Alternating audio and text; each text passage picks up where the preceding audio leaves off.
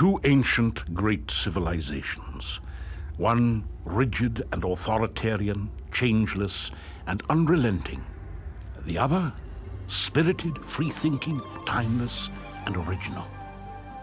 Could one have inspired the other? I'm John Rhys Davis. Join me as we ask, did Egypt shape the glory that was Greece? Next on Archaeology.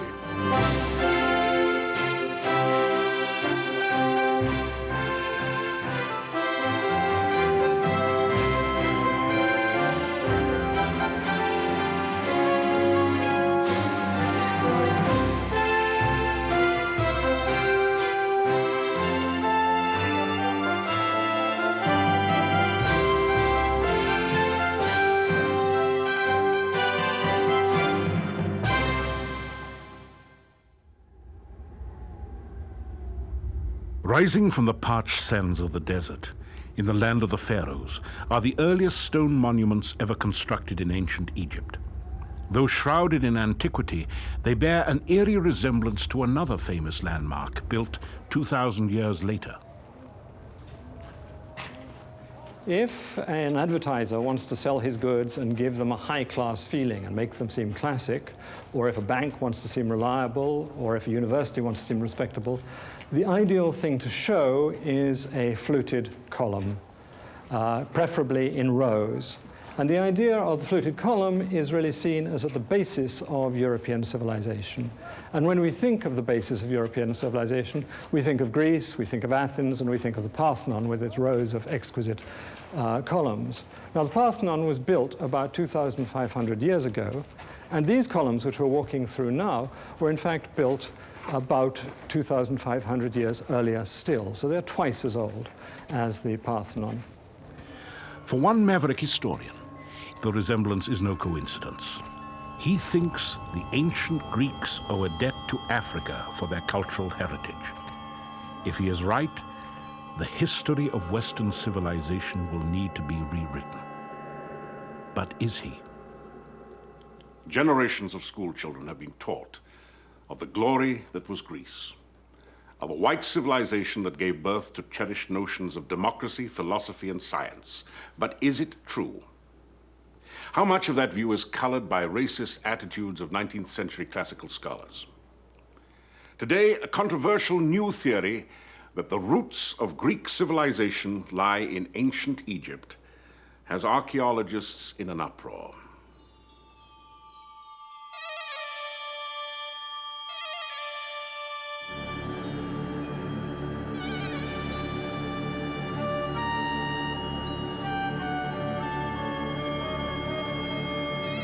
What forces converged in prehistory to inspire the genius of the ancient Greeks? Who forged the destiny of Western civilization? In his book, Black Athena, Martin Bernal of Cornell University contends that the seeds were sown in Africa and the Near East long before the arrival of the Greeks. His search for proof begins in Egypt, at the famed step pyramid at Saqqara, the first ever built. Surrounding the pyramid is a complex of buildings and courtyards believed to be a replica of the palace of King Zoser at nearby Memphis, then the capital of ancient Egypt. We're now at Saqqara, which is a place of firsts. It was the place where the first pyramid was built. It was also the place where the first fluted columns were erected, and the place in general where stone architecture was used. So here we have the beginning not only of Egyptian civilization, but Western civilization as a whole. That from Egypt and from these beginnings in Egypt, we can see the development of Greece and Rome and modern European civilization as a whole.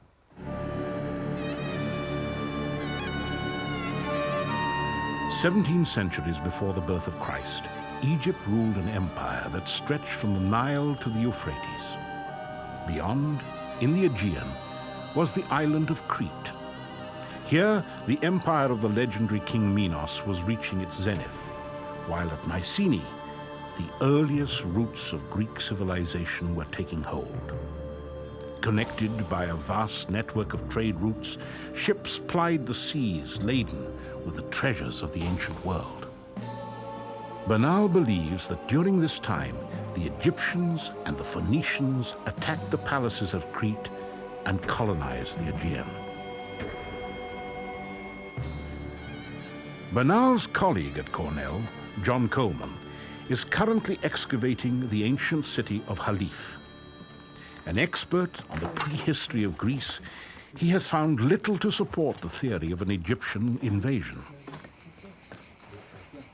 Personally, I don't believe that Greece ever was invaded by Egypt. There are very few documented instances of invasions of Greece, and we have no real evidence that in the form of, say, Egyptian language or Egyptian script, hieroglyphic, for instance, to suggest that, in fact, the Egyptians ever did come to Greece in any numbers. Despite his critics, Bernal is intrigued by evidence that the Egyptians did control the Aegean.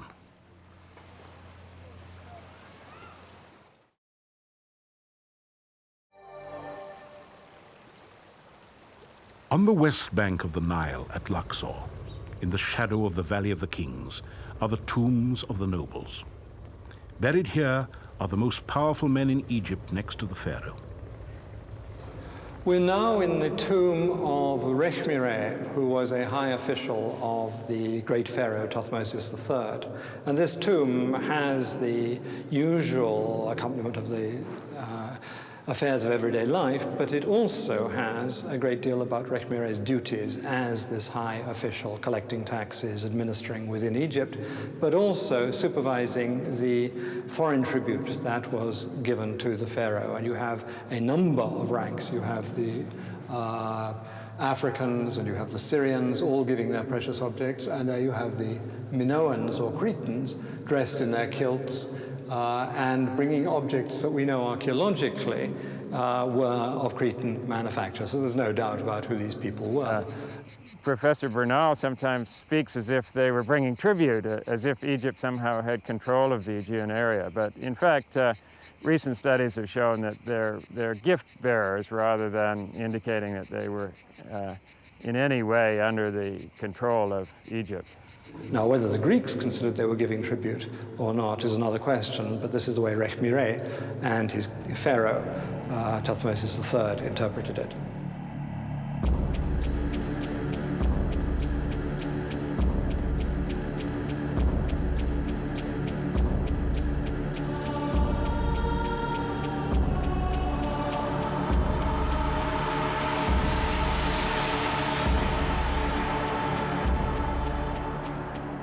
While Bernal clings to the notion of invasion and domination, he insists it is not critical to his theory. My historical scheme doesn't rely on the idea of Egyptian or Phoenician invasions or settlements of Greece.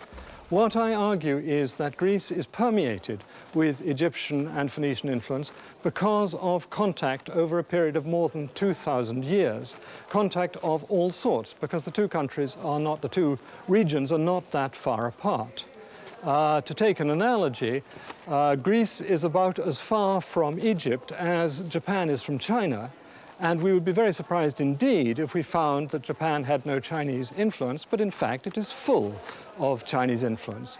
That's not to say that Japan is a mere reflection of China, but that you cannot hope to understand Japan unless you realize its Chinese roots in that way. Similarly, I think we should not do as the classicists have done and try to view Greece in isolation without seeing its outside roots.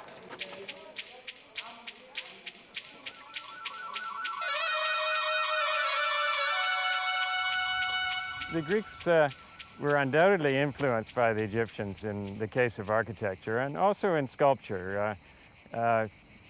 One obvious example is the large Ionic-style buildings that are found in eastern Greece and the eastern Aegean, such as the Temple of Artemis at Ephesus with its forest of columns, which resembles the Hippo-style halls of Egypt.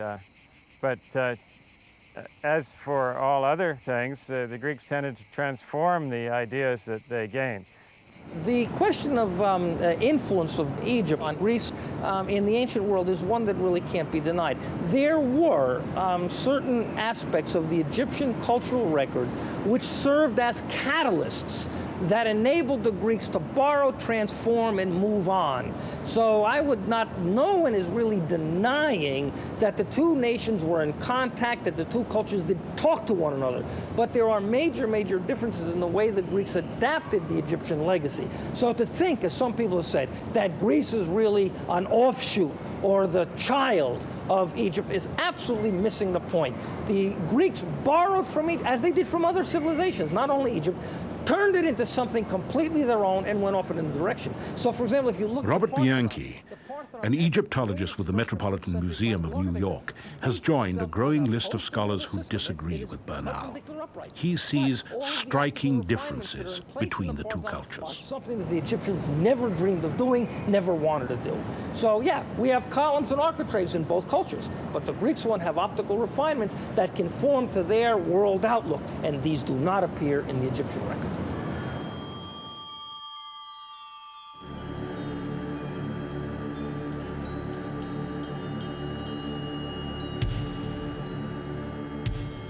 The Great Pyramids of Giza are the most durable relics of the ancient world. The final resting place of the pharaohs, they testify to a fundamental tenet of the Egyptian faith: belief in the afterlife.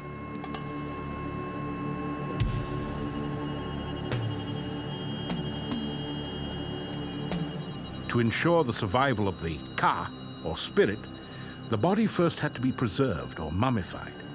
Then, provisioned with food and surrounded by cherished possessions, the soul could depart for eternity. The Greek mythology of life after death was remarkably similar to that of Egypt. The key shift is crossing a river by a ferry, which is a very Egyptian image for the way in which the dead travel.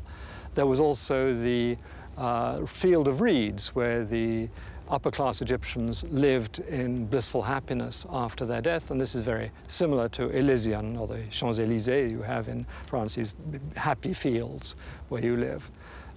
Then you have the word for the occupants of this territory, which is the same in Egyptian and Greek, Makarios in Greek, Macharu in Egyptian. So you have a number of striking similarities. We have to understand that the Greeks, because they were using letters and words, were able to evolve an atomic theory. They were able to deal with invisibility. They were able to deal with how the universe was composed, what matter was all about. And that's a major, major difference. The Egyptians never speculated in that kind of rarefied way. This also holds true in areas of religion. Whereas, for example, the Egyptians believed that the body had to be intact in order to be reborn, the Greeks, on the other hand, would allow the bodies to be cremated. This is a heresy to the Egyptians because the body was now destroyed. But it's interesting to note this may not reflect deep cultural differences, because in the United States today people use mummification, whereas in Western Europe they use cremation. You have this total difference in approach to the dead, which may reflect something about American society's materialism as opposed to Europe, but there's not much in it, and yet you have this fundamental difference in disposal of the dead.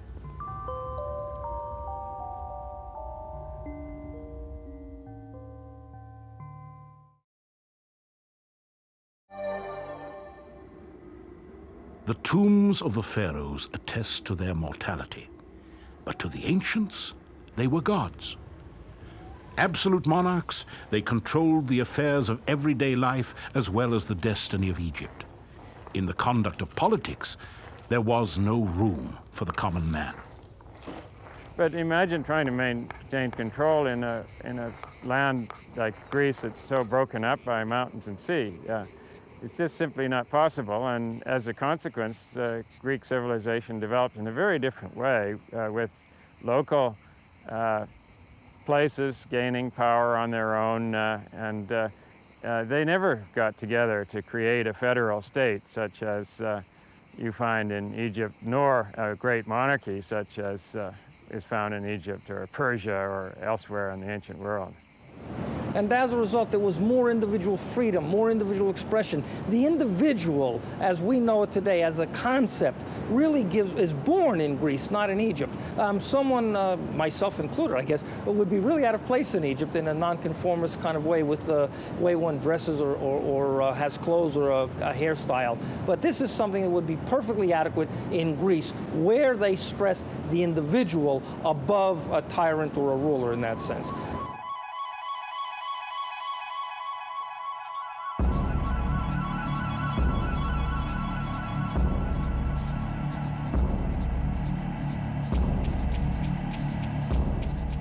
Even in the Egyptian art, there was no freedom of expression.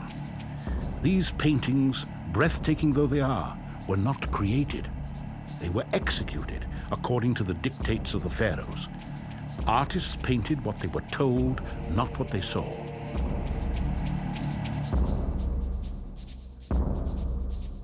Highly stylized Egyptian figures appeared lifeless and two-dimensional, while the Greeks were beginning to explore the beauty of the human form. The Greeks already begin to explore the body beautiful. The Greeks begin to be more naturalistic, more anatomically accurate, rather than stiff and rigid. And these two differences are also reflective of the differences in culture. Egypt was always a totalitarian regime ruled by a pharaoh. Greece was a democracy in which human beings and human thought counted. And when you look at an Egyptian statue and a Greek statue, you see that the rigidity of the Egyptian statue is the rigidity of a totalitarian regime. The naturalism of a Greek statue is a manifestation of the democratic principles that we know the Greeks formulated.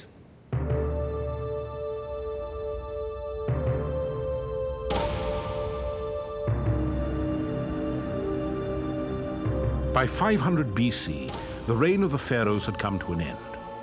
Did the human spirit rise from the ashes of a dying civilization? Or did the Greeks invent themselves? Greek is an Indo-European language, and therefore there must have been major influences from the north to make it one. On the other hand, there are an extraordinary number of elements of Greek language and other aspects of Greek civilization that are not Indo-European, and I believe these can be very plausibly explained as coming from Egyptian or Semitic. The undeniable fact is, of course, that Egypt did play a role in the formative development of Iron Age Greece. That is to say that Egypt and its cultural traditions formed a catalyst whereby the Greek achievement was able maybe to get a spark and then develop. But what we have to understand is they are fundamentally different civilizations. Let me give you a case. Backed by the archaeological record, most modern-day scholars agree with Robert Bianchi. Now it remains for Martin Bernal to prove his case. My fundamental claim is not that Greece is a reflection of Egypt and the Levant. Clearly, it's a very different and independent culture. On the other hand, I believe it's impossible to understand Greece without seeing the depth of Egyptian and Semitic influences upon it. And this is what classicists have tried to avoid. They've tried to minimize something that I believe is absolutely central to the formation of Greek civilization.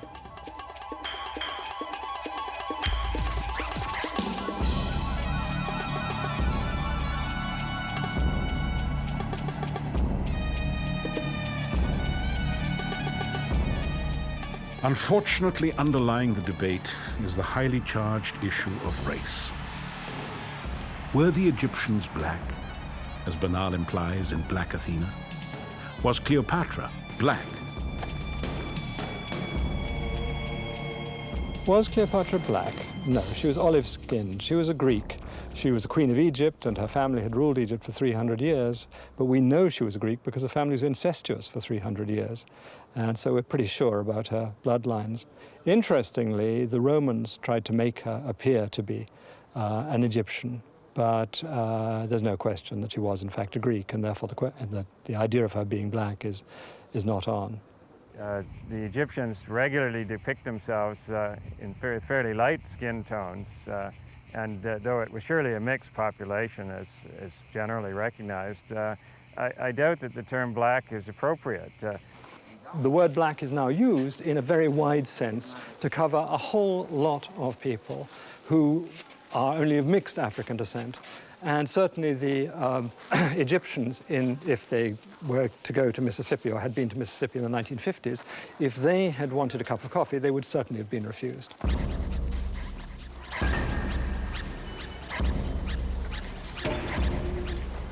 We are living in a world in which people are beginning to understand the value of non-European cultures, the contribution that women are making in the world. And if we're going to become picky and start to argue and nitpick about he's black, he's white, he's this and that, we are losing the entire focus of the humanities, and we will quibble today instead of being able to live in a more enlightened society that recognizes individual difference for what it is, but preserves and bequeaths to our children and our children's children those characteristics of civilization that we deem worthy of preserving. The debate over what role Egypt played in the rise of Greece has raised an incendiary question. Was Egypt black? Does it matter? It matters deeply to many African Americans searching for role models in the ancient world. Scholars, however, insist that such a notion represents a serious misreading of the archaeological record. The evidence tells us that the Egyptians were a multicultural people. Indeed, it may have been the varied tapestry of their society that allowed them to achieve so much.